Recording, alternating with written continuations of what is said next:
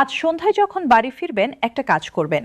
আপনার বাবা বা মা যদি সরকারি পেনশনভোগী হন তাদের কাছে বসুন, তাদের হাত ধরুন, তাদের চোখের দিকে তাকান, তারপর বলুন আপনার দিন এসেছে, রাষ্ট্র আপনাকে মনে রেখেছে। তার কারণ আজ যা ঘটেছে তা শুধু একটা সিদ্ধান্ত নয়, এটা একটা স্বীকৃতি, এটা একটা কৃতজ্ঞতা, এটা রাষ্ট্রের পক্ষ থেকে বলা ধন্যবাদ।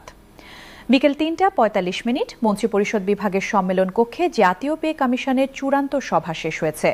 এই সভায় যে সিদ্ধান্ত নেওয়া হয়েছে তা দেশের প্রায় ৫ লাখ পেনশনভোগীর চোখে আনবে আনন্দের জল, তাদের বুকে জাগাবে নতুন আশা, তাদের জীবনে ফিরিয়ে দেবে হারানো মর্যাদা।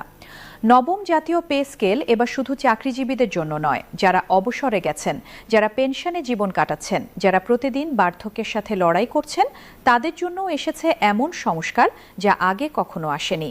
পে কমিশনের চেয়ারম্যানের সভাপতিত্বে এই ঐতিহাসিক সভায় যা চূড়ান্ত হয়েছে তা জানিয়েছেন কমিশনের এক ঊর্ধ্বতন কর্মকর্তা। তার কথা ছিল সংক্ষিপ্ত কিন্তু হৃদয়স্পর্শী। এবার পেনশনভোগীদের বার্ধক্য হবে সম্মানের, তাদের শেষ বয়স কাটবে শান্তিতে। সেই শান্তির ঘোষণা শতভাগ দ্বিগুণ। এবারের সংস্কারে একটা নতুন দর্শন আছে। সেই দর্শন হলো পেনশন কোনো করুণা নয়, পেনশন একজন মানুষের সারা জীবনের শ্রমের স্বীকৃতি। যিনি ৩০-৪৫ বছর দেশের জন্য কাজ করেছেন তার বার্ধক্য কাটবে মর্যাদায়। এই দর্শন থেকেই পেনশনভোগীদের ভাগ করা হয়েছে ৩টি ক্যাটাগরিতে। প্রথম ক্যাটাগরি, মাসে ২০,০০০ টাকার নিচে পেনশন পান যারা, সংখ্যায় প্রায় ২ লাখ। মনে করুন একজন মানুষকে, নাম তার মতিউর রহমান, বয়স ৭৭, একটা সরকারি স্কুলে ৪র্থ শ্রেণীর কর্মচারী ছিলেন, ৩৫ বছর কাজ করেছেন। স্কুলের মাঠ পরিষ্কার রাখতেন, শ্রেণীকক্ষ ঝাড়ু দিতেন, শিক্ষকদের জন্য চা বানাতেন।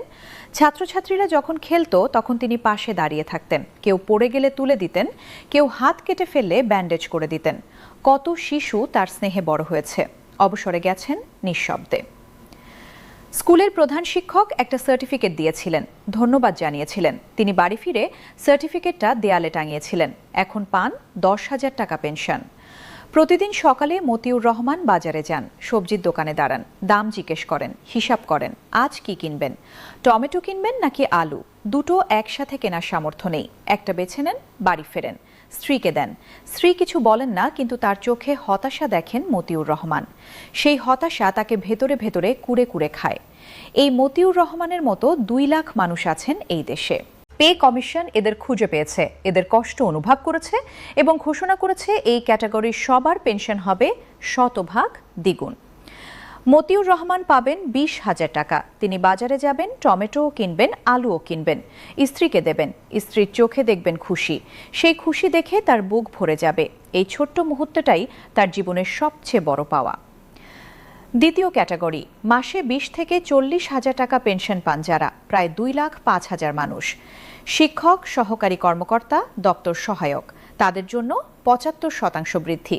যিনি ৩০,০০০ পান তিনি পাবেন ৫২,৫০০ টাকা।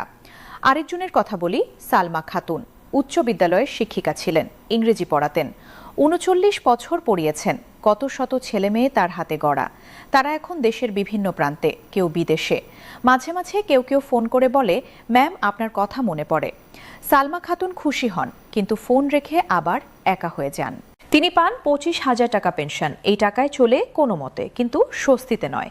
বাজারে যান সকালে, যখন সবজি তাজা থাকে কিন্তু দাম বেশি। তিনি সন্ধ্যায় যান, তখন সবজি শেষের দিকে কিন্তু দাম কম। এভাবেই চলে। নাতনি আসলে তাকে বিস্কুট কিনে দিতে পারেন না সবসময়, কারণ টাকা মেলে না। নতুন স্কেলে সালমা খাতুন পাবেন ৪৩,৭৫০ টাকা। তিনি বাজারে যাবেন সকালে, তাজা সবজি কিনবেন, নাতনি এলে বিস্কুট কিনে দেবেন, নতুন বই কিনে দেবেন। নাতনির চোখে খুশি দেখবেন, সেই খুশি তার হৃদয় ভরে দেবে। তৃতীয় ক্যাটাগরি, মাসে ৪০,০০০ টাকার বেশি পেনশন পান যারা, প্রায় ৫০,০০০ উচ্চপদস্থ কর্মকর্তা, তাদের জন্য ৫৫% বৃদ্ধি। যিনি ৫০,০০০ পান তিনি পাবেন ৭৭,৫০০ টাকা। ৩ ক্যাটাগরিতে ৩ আলাদা হার কেন? উত্তর সহজ, ন্যায় বিচার। যার অভাব গভীর তার ভাগ বেশি, যার অভাব কম তার ভাগও সম্মানজনক। এটাই মানবিকতা। পে কমিশন এই পথ বেছে নিয়েছে। এবার আসি সবচেয়ে হৃদয়স্পর্শী অংশে, চিকিৎসা ভাতা। মতিউর রহমানের আরেকটা সমস্যা আছে, শরীরের সমস্যা। ডায়াবেটিস আছে, রক্তচাপ বেশি, হার্টের একটু সমস্যা, হাঁটুতে বাতের ব্যথা, চোখে ঝাপসা দেখেন। প্রতি মাসে ওষুধ লাগে অনেক, কিন্তু তিনি চিকিৎসা ভাতা পান ৩,০০০ টাকা। ওষুধের খরচ ৭,০০০। বাকি ৪,০০০ কোথা থেকে আসবে? পেনশন থেকে কাটতে হয়। তাহলে খাবার কম কিনতে হয়, সবজি কম কিনতে হয়, তাই মাঝে মাঝে কিছু ওষুধ বাদ দেন, বলেন আজ না খেলেও চলবে। কিন্তু না খেলে হয় না, রাতে ব্যথা বাড়ে, ঘুম হয় না, ভোরবেলা উঠে জানলার পাশে বসেন, অপেক্ষা করেন সূর্য উঠবে, নতুন একদিন শুরু হবে। এই দৃশ্য পে কমিশন শেষ করতে চেয়েছে। চিকিৎসা ভাতা হবে বয়সভিত্তিক। ৭৫ বছর বা তার বেশি বয়সীরা পাবেন ১০,০০০ টাকা, ৫৫-এর কম বা পারিবারিক পেনশনভোগীরা পাবেন ৫,০০০ টাকা। মতিউর রহমান পাবেন ১০,০০০ টাকা চিকিৎসা ভাতা। তার ৭,০০০ টাকার ওষুধ কেনার পরেও ৩,০০০ টাকা থাকবে।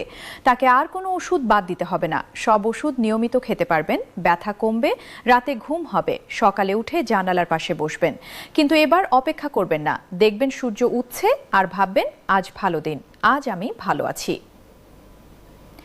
এই মুহূর্তে পে কমিশনের সদস্যরা যাচ্ছেন রাষ্ট্রীয় অতিথি ভবন যমুনায়। প্রধান উপদেষ্টার কাছে তুলে দেবেন এই চূড়ান্ত সুপারিশমালা। অনুমোদন হলেই শুরু হবে নতুন অধ্যায়। আশা করা হচ্ছে কয়েক সপ্তাহের মধ্যেই গেজেট প্রকাশ হবে, হয়তো ফেব্রুয়ারি থেকেই কার্যকর হবে সব। ৫ লাখ পেনশনভোগীর জীবনে আসছে নতুন সূর্যোদয়। মতিউর রহমান বাজারে টমেটো, আলু দুটোই কিনবেন। সালমা খাতুন নাতনিকে বিস্কুট কিনে দেবেন।